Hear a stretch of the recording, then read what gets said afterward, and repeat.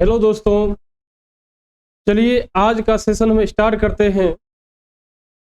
Model set पांचवा।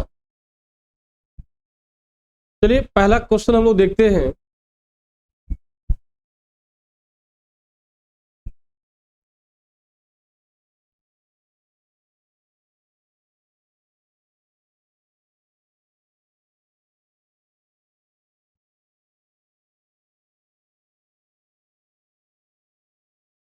आइए देखिए, सबसे पहला क्वेश्चन देखिए क्या है।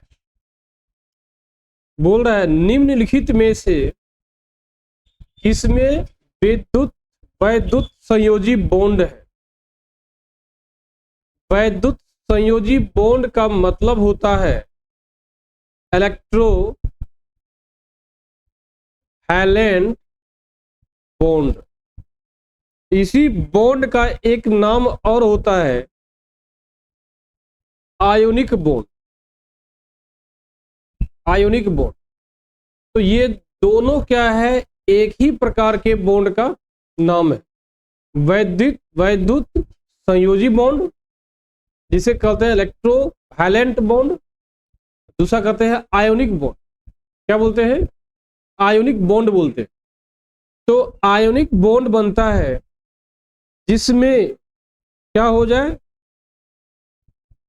जिसमें एक मेटल हो जाए दूसरा नॉन मेटल हो जाए।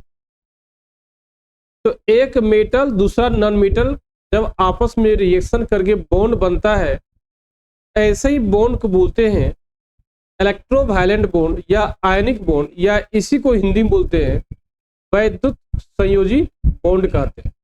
आइए देखिए ऑप्शन में क्या दिया हुआ। देखिए सिलिकॉन एक मेटलॉइड्स है, मेटल नहीं है। ये एक क्या है, मेटलॉइड्स है। यह एक क्या है, नॉन मेटल है। क्या होगा, क्या आंसर? नहीं होगा। कार्बन देखिए क्या है, नॉन मेटल है। और हाइड्रोजन भी देखिए क्या है, एक नॉन मेटल है। आंसर होगा क्या? नहीं होगा। MgCl2 देखिए क्या है, यह एक मेटल है। दूसरा देखिए क्या है, नॉन मेटल है। यही क्या आंसर हो जाएगा आपका। तो दोस्तों हम कैसे निकाले देख लिए। अब बोरोन भी एक क्या है, मेटलॉइड्स है। मेटलॉइड्स है और यह एक क्या है, नॉन मेटल है। तो वैद्युत संयोजी बॉन्ड का कंडीशन आपको हम क्या बताएं? कंडीशन है एक मेटल और दूसरा नॉन मेटल। तो एक मेटल दूसरा नॉन मेटल किस कंपाउंड देखिए है, MgCl2 में है। आंसर क्या हो जाएगा? सी नंबर हो जाएगा। आइए देखिए आंसर क्या दिया हुआ है।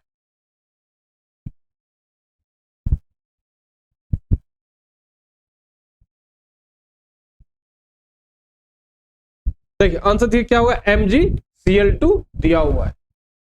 आइए एक नया क्वेश्चन देखते हैं।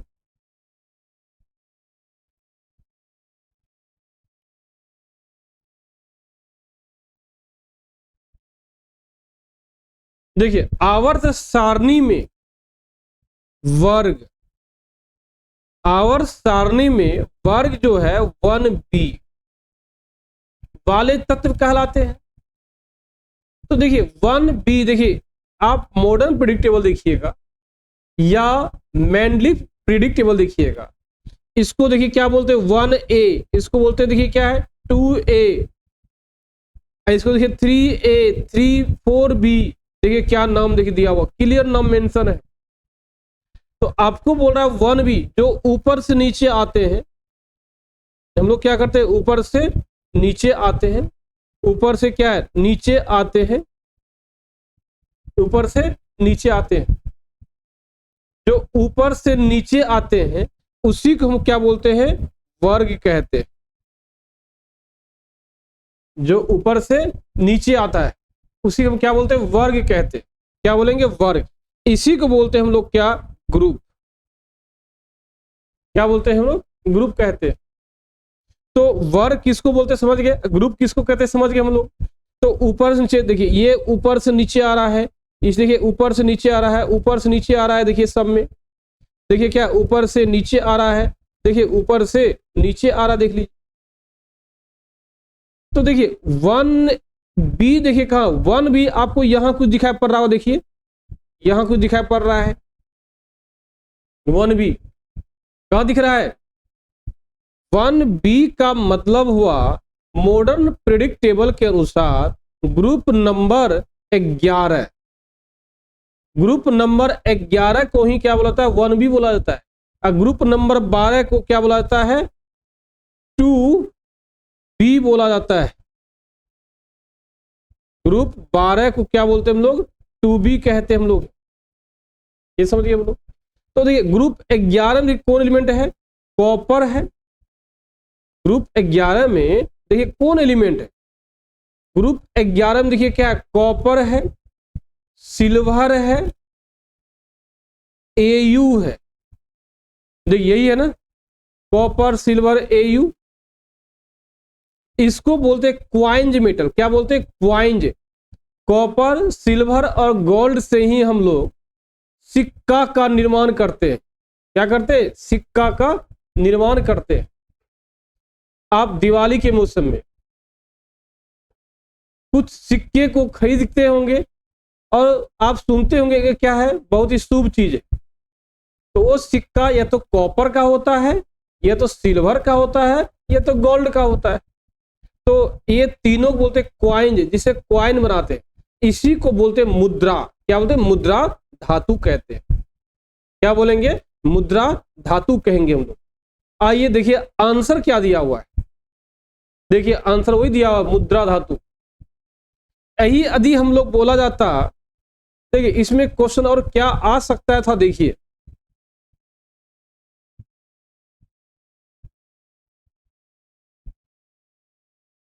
देखिए इसी में देखिए यदि क्वेश्चन मान लीजिए बोला जाता क्या, जिंक, कैडमियम और मरकरी, ये सबको क्या संक्रमण तत्व कहते हैं क्या, संक्रमण तत्व ये सबको हम लोग नहीं कहते। क्यों नहीं कहते हैं, क्योंकि नॉर्मल में ये एक्साइटेड स्टेट दोनों कंडीशन में इसका डी ऑर्बिटल जो है पूर्णतः भरा हुआ रहता है। इसलिए हम लोग जिंक, कैडमियम और मरकरी, ये तीनों को क्या बोलते हैं, संक्रमण तत्व नहीं कहते, डी ब्लॉक एलिमेंट कहते हैं। ये क्वेश्चन आ सकता है। आइए नया क्वेश्चन देखिए क्या दिया हुआ है।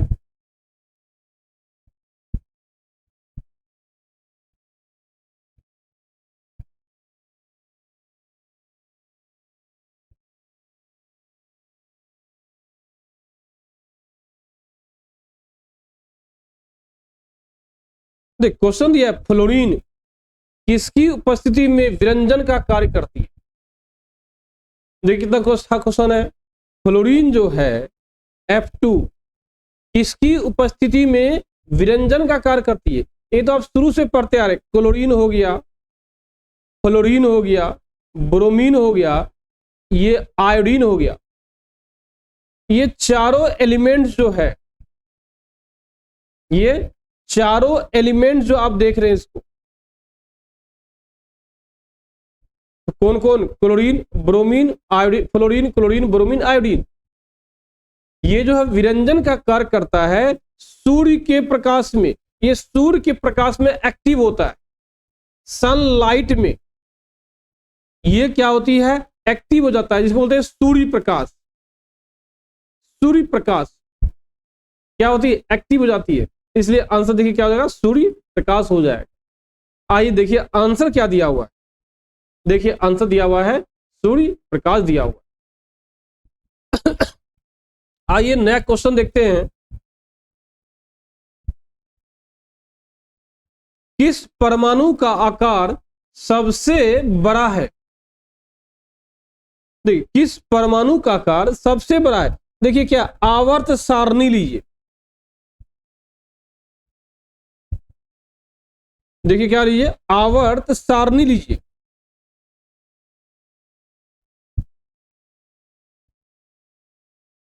ये आवर्त सारणी लीजिए आप। आवर्त सारणी में लेफ्ट से राइट में मतलब क्या है, पीरियड में क्योंकि ये सब जो है ना एक ही पीरियड से बिलोंग करता है, एक ही पीरियड से बिलोंग करता है।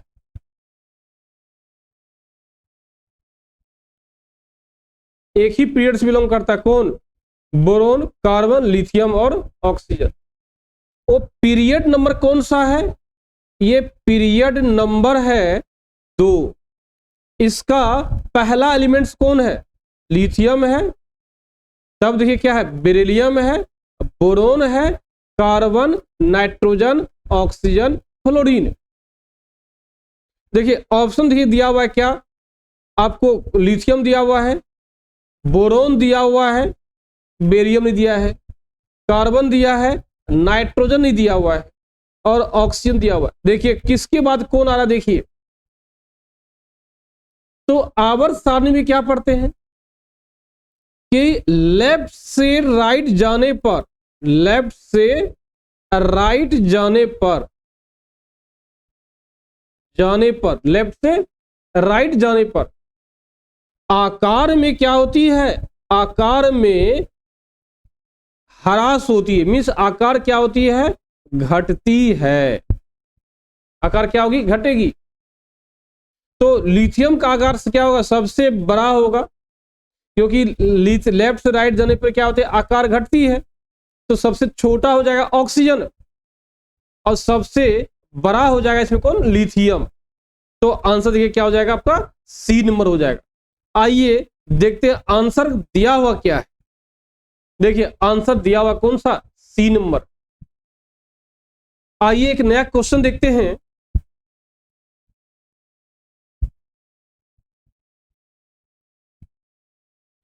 अम्लीय हाइड्रोजन किस में उपस्थित है?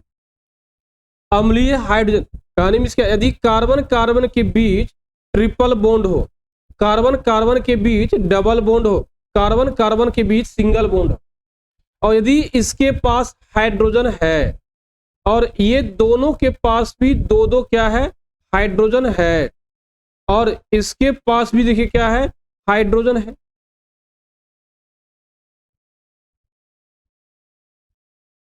यदि हाइड्रोजन है तो इसका हाइब्रिडाइजेशन, जिसको संकरण बोलते होंगे आप, हाइब्रिडाइजेशन sp होता है, sp होता है, इसका होता है sp2, इसका भी होता है sp2, इसका देखिए होता है sp3, इसका भी देखिए क्या होता है? sp3 होता है। तो sp से जुड़ा हुआ हाइड्रोजन जो होता है मोर अम्लीय होता है। क्या होती है? अम्लीय होती है।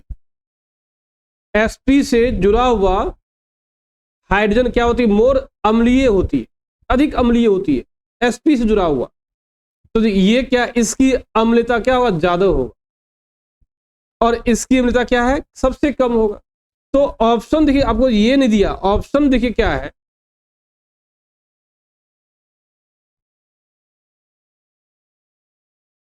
देखिए ये ऑप्शन ये नहीं होगा, डबल बॉन्ड इसमें भी ये नहीं होगा, सिंगल बॉन्ड है ये नहीं होगा। आंसर क्या हो जाएगा? ए नंबर हो जाएगा। आइए देखिए आंसर में क्या दिया हुआ है। देखिए आंसर ए दिया हुआ है। आइए हम नया क्वेश्चन देखते हैं। निम्नलिखित में से कौन सा प्राकृतिक ईंधन है? तो चारकोल को हम लोग क्या करते हैं? बनाते हैं। चारकोल को हम लोग क्या करते हैं? बनाते हैं। जल गैस को भी बनाते हैं। कार्बन मोनोऑक्साइड और हाइड्रोजन के मिश्रण को क्या जल गैस बोलते हैं।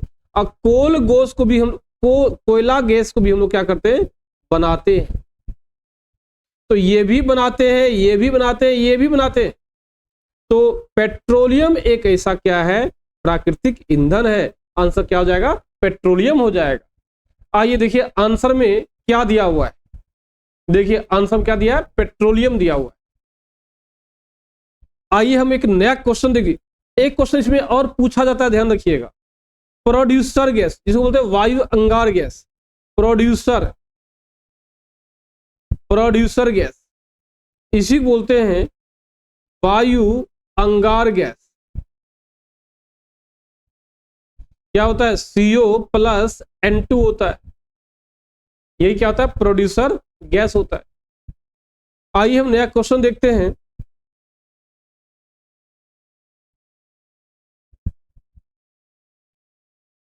प्लास्टर ऑफ पेरिस, प्लास्टर को ऑफ पेरिस को POP पॉप कहते हैं, प्लास्टर ऑफ पेरिस को क्या बोलते हैं, पॉप कहते हैं।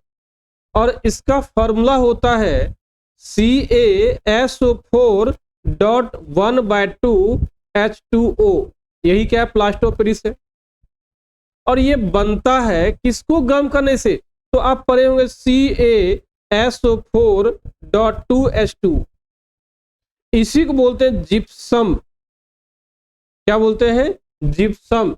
और जब आप जिप्सम को गर्म करते हैं ना, क्या करते हैं, जिप्सम को गर्म करते हैं, तो ये बन जाता है CaSO4.1/2H2O। क्या बोलता है, CaSO4.1/2H2O, ये बन जाता है। तो किसको गर्म करने से बन रहा है, देखिए जिप्सम को। तो आप कह सकते हैं जब आप जिप्सम को गर्म कीजिएगा, क्या करेंगे हम लोग, जिप्सम को गर्म करेंगे तो प्लास्टर ऑफ पेरिस बनेगा। जब इसको कूल करेंगे, कूल मींस क्या, ठंडा कर देंगे, क्या करेंगे हम लोग, ठंडा कर देंगे, तो क्या बन जाएगा, जिप्सम बन जाएगा।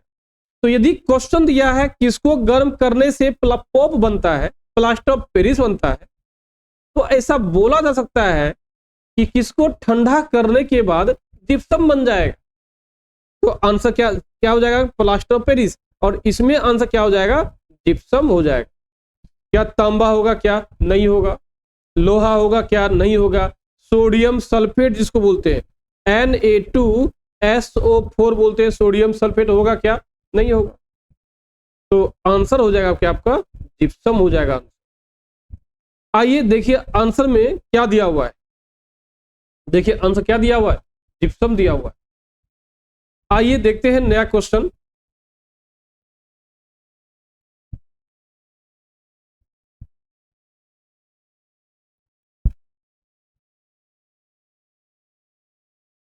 देख क्वेश्चन दिया है 9 ग्राम तांबे को सांद्र सल्फ्यूरिक अम्ल में मिलाकर गर्म करने पर STP पर SO2 गैस कौन निकलेगा।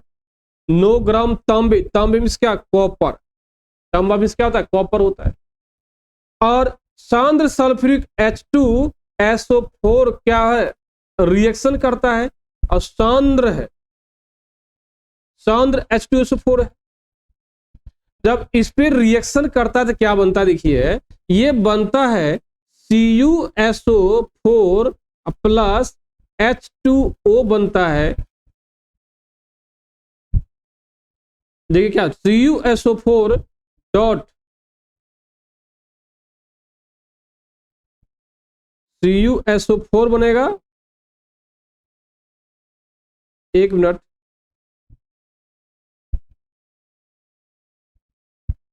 CuSO4 अब प्लस ये बनता है SO2, और क्या बन जाता है, 2H2O बन जाता है, H2O बन जाता है। तो जब रिएक्शन देखिए बैलेंस है ना, पहले चेक करना है रिएक्शन बैलेंस है कि नहीं है। तो पहले चेक कर लीजिए रिएक्शन बैलेंस है कि नहीं है। तो देखिए कॉप सल्फर यहाँ 2 है, नहीं है, इधर 2 कर दीजिए आप। देखिए कॉपर 1, कॉपर 1, हाइड्रोजन 4, हाइड्रोजन देखिए कितना है, 2 ही है ना, तो यहाँ पे आप क्या कर दीजिए, 2 लगा दीजिए। सल्फर 2, सल्फर 1 और 2, ऑक्सीजन 4, 8 है, 4 2 6 और 2 8, सब बैलेंस हो गया। देखिए तो सबसे पहले क्या करेंगे हम लोग, रिएक्शन को बैलेंस करेंगे। कहने में क्या, जब कॉपर सल्फेट सांद्र H2SO4 के साथ गर्म करेगा तो क्या बनेगा, SO2 गैस का निर्माण होगा। क्या होगा, SO2 गैस का निर्माण होगा। आइए देखते क्वेश्चन बोल क्या रहा है। देखिए कॉपर का परमाणु भार होता है कितना, कॉपर का परमाणु भार आपको दे दिया कितना, देखिए 63.5 दे दिया है। इतना देखिए कॉपर का परमाणु भार। जब ये अब देखिए क्या है, आपको क्वेश्चन क्या बोल रहा है, देखिए आपसे क्वेश्चन ये बोल रहा है 9 ग्राम तांबे को शुद्ध सल्फ्यूरिक अम्ल मिला के गर्म एसटीपी पर SO2 गैस प्राप्त होगा, आयतन कितना होगा। तो देखिए एक कॉपर यहां है तो यहां भी क्या है, एक सल्फर निकल रहा है, ये निकल रहा है ना। तो एक मोल ये क्या है, 1 मोल है, तो ये भी क्या निकलेगा 1 मोल निकलेगा, ये निकल जाएगा ना। देखिए जब मोल निकल गया है तो आपको क्या निकालना है, द्रव आयतन निकालना है। तो फॉर्मूला देखिए क्या होता है, मोल बराबर होता है दी गई आयतन। देखिए 1 मिनट रुकिए, देखिए आपको 9 ग्राम दिया है, तो इसमें देखिए कितना दिए ग्राम है, ये है, इसको कन्वर्ट कीजिए 63.5 ग्राम। 63.5 ग्राम जो है ये बनता, देखिए सल्फर का कितना होता है 32 और ऑक्सीजन का 32, कितना हो जाएगा 64 ग्राम हो जाएगा। कितना हो जाएगा 64 ग्राम हो जाएगा। तो देखिए क्या बोलेंगे हम लोग, जब 63 ग्राम रहेगा तो इसका 1 मोल निकलेगा, नहीं निकलेगा। जब 63 ग्राम है 1 मोल, 1 मोल बराबर क्या होता है, 1 मोल बराबर STP पर होता है 22.4 लीटर होता है। कहां पर 8 STP पर। तो आप कह सकते हैं देखिए क्या 63, चूंकि 63.5 ग्राम कॉपर जो है 22.4 लीटर को प्रोड्यूस करती है, को बाहर निकालती है, इसलिए 1 में देखिए कितना हो जाएगा 22.4 बटा 63.5, इसलिए देखिए कितना 9 ग्राम में कितना हो जाएगा 22.4 गुना 63.5 बटा क्या 9, देख रहे हैं। और इसी को आपको क्या करना, हल कर देना है। क्या करना है, हल कर देना है। और हल करिएगा तो देखिए आंसर कितना हो जाएगा 3.2 लीटर आ जाएगा। क्या जाएगा 3.2 लीटर आ जाएगा। ये 9 जो है ना, देखिए यहां दिया 63.5, ये हो जाएगा 9, यही हो जाएगा क्या 3 लीटर आंसर हो जाएगा। तो देखिए दोस्तों कैसे निकाले हम लोग, सबसे पहले रिएक्शन को क्या किए हम लोग, बैलेंस किए। सबसे पहले इस रिएक्शन को क्या किए हम लोग, बैलेंस किए, इसको बैलेंस किए। बैलेंस करने के बाद हम क्या देखिए, ये भी 1 मोल है और ये भी क्या है 1 मोल है, दोनों क्या 1 मोल ही है। तो कॉपर 1 मोल बराबर कितना होता है, देखिए 63.5 ग्राम। यदि कॉपर का 1 मोल लेते हैं, कॉपर का 1 मोल लेते हैं और कॉपर का 1 मोल कितना हो जाएगा 63.5 ग्राम हो जाएगा। और 63.5 ग्राम जो है 22.2 लीटर को क्या करता है, बाहर निकालता है, क्योंकि ये भी 1 मोल है और ये भी 1 मोल है, और 1 मोल बराबर 63 ग्राम और 1 मोल बराबर क्या 22.4 ग्राम। ये समझ गए। तो इसमें यूनिटरी मेथड लगा दीजिए, यूनिटरी मेथड लगा दीजिए। 63.5 ग्राम कॉपर जो है इतना को बाहर करता है, इसलिए 1 में, इसलिए में हल कीजिएगा, आंसर कितना का 3.2 ग्राम आ जाएगा। आइए हम देखते हैं नया क्वेश्चन।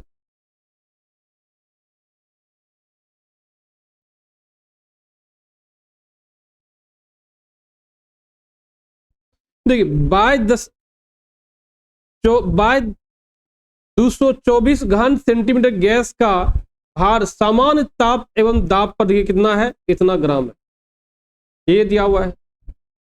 आप पाए इसका अनुभार कितना होगा, क्वेश्चन ये बोल रहा है। तो देखिए क्या है, हम जान रहे हैं 1 लीटर बराबर होता है, 1 लीटर बराबर होता है 10⁻³ मीटर क्यूब। तो 1 लीटर बराबर हो जाएगा 10⁻6 सेंटीमीटर क्यूब। तो 1 लीटर बराबर हो जाएगा आपको 10⁻3 1 लीटर क्यूब। 1 लीटर इतना होता है, तो 1 लीटर क्यूब इतना हो जाएगा सेंटीमीटर क्यूब, तो 1 लीटर हो जाएगा इतना 3 पावर 3 सेंटीमीटर क्यूब हो जाएगा। तो 22.4 लीटर बराबर हो जाएगा 22.4 गुना 10 पावर कितना 3 सेंटीमीटर क्यूब। तो इसको हल कर दिए क्या बन जाएगा, देखिए 22,400 हो जाएगा सेंटीमीटर क्यूब हो जाएगा। ये हो गया। अब देखिए कैसे निकालेंगे हम लोग, कैसे निकालेंगे, 1 लीटर में इतना होता है, 1 लीटर में इतना होता है, तो 1 लीटर क्यूब में कितना हो जाएगा इतना, ये मीटर क्यूब है ना, तो आप ये मीटर बराबर लिख सकते हैं 100 सेंटीमीटर, यहाँ वैल्यू पुट कर सकते हैं आप, ये वैल्यू पुट करके निकाला गया है। तो 1 लीटर क्यूब में क्यूब कर देंगे दोनों साइड, तो 1 लीटर में इतना कुछ हो जाएगा आपका, तो 22 कितना हो जाएगा, इतना हो जाएगा आपका। इसमें कोई डाउट क्या। अब देखिए क्या होगा, क्योंकि 22.4 गुना 10 पावर 3 सेंटीमीटर क्यूब का भार दे दिया, अनुभार है, अनुभार है, इसीलिए अनुभार कितना दिखी दिया है, इतना ग्राम पाया गया। तो आप कह सकते हैं क्या 22,400 सेंटीमीटर क्यूब का भार बराबर कितना 0.24 ग्राम है, इसलिए एक में 0.24/224 होगा, इसलिए 22.4 गुना 10 पावर 3 सेंटीमीटर क्यूब में हो जाएगा 0.24 गुना 22.4 गुना 10 पावर 3 बटा क्या 22/4 हो जाएगा। जब इसको आप कट कुट करते हैं ये आ जाएगा 0, ये भी आ जाएगा क्या 0, 1 पर 3 0, ये दोनों कट गया, ये दोनों कट गया, आंसर कितना हो जाएगा 24 ग्राम। तो आंसर देखिए कितना हो जाएगा 24 ग्राम। तो डाउट इसमें क्या, आइए देखिए आंसर में क्या दिया हुआ है, देखिए आंसर में दिया है 24 ग्राम दिया। कैसे निकाले, बस ये लिंक को ध्यान रखिएगा कैसे आया, बस ये बन गया, सब क्वेश्चन बन जाएगा आसानी से।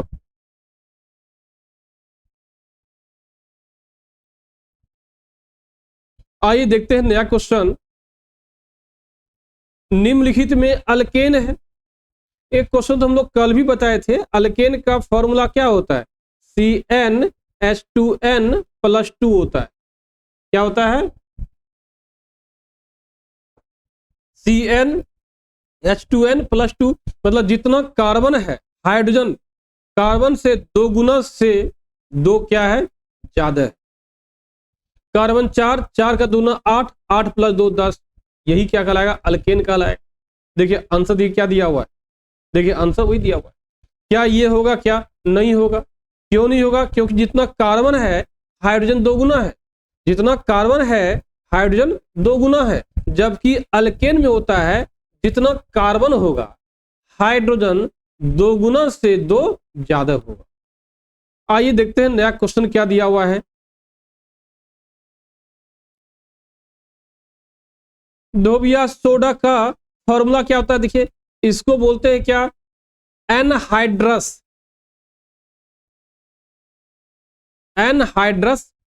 सोडियम कार्बोनेट,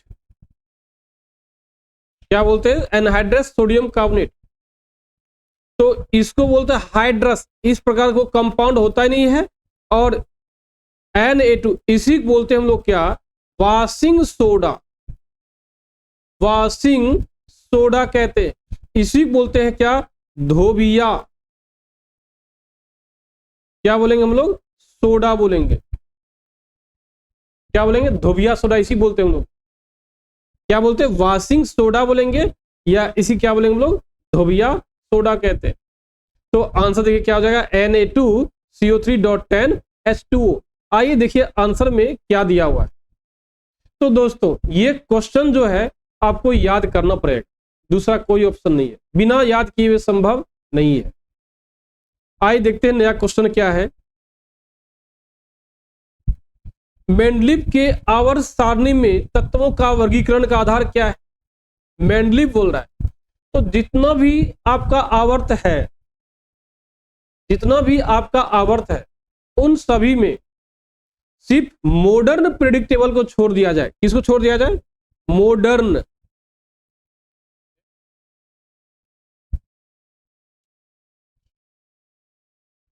सिर्फ मॉडर्न प्रिडिक्टेबल को छोड़ दिया जाए, मॉडर्न प्रिडिक्टेबल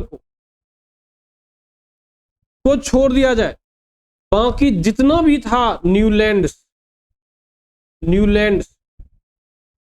डॉव रेनर ट्रेड्स और मैंडलिव प्रिडिक्टेबल, मैंडलिव प्रिडिक्टेबल, ये सब का सब परमाणु द्रव्यमान पर आधारित था। तो यहां मैंडलिव बोला है तो परमाणु द्रव्यमान होगा तो आंसर क्या बी हो जाएगा।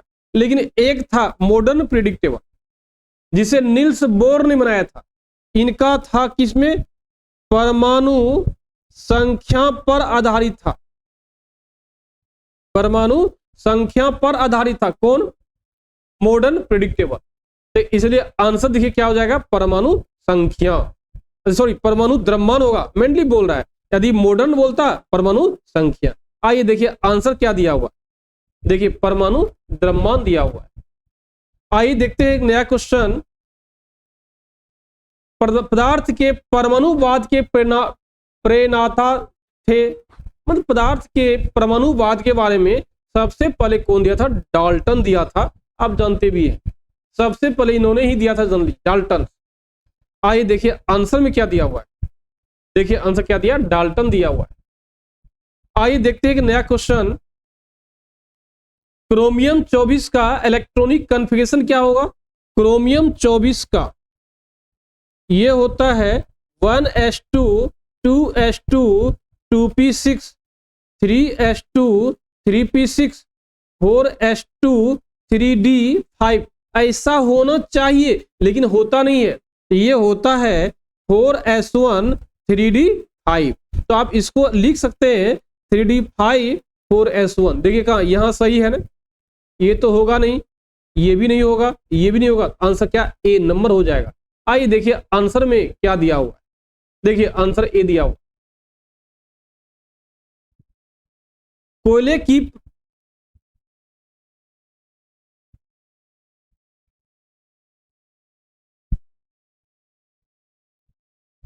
की निम्नलिखित प्रकार कार्बन की अधिकता किसमें, पीट तो होगा नहीं, बिटुमिनस नहीं होगा, लिग्नाइट नहीं होगा, आंसर क्या होगा, एंथ्रासाइड। एंथ्रासाइड में कार्बन का परसेंटेज जो है लगभग 95% तक होता है, जान लीजिए। तो ये क्वेश्चन क्या आपको याद करने वाला क्वेश्चन है। और सबसे कम